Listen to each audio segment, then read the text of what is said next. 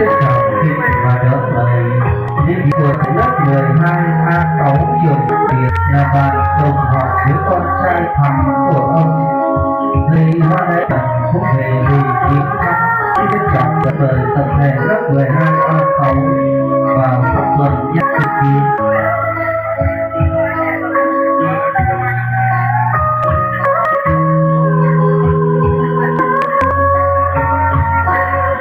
Đời đại diện cho đoàn đi nhân viên Việt.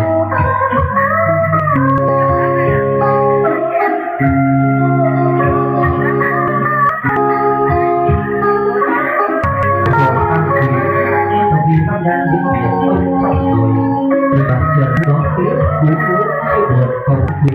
Vào hồi 7 giờ 30 phút sáng ngày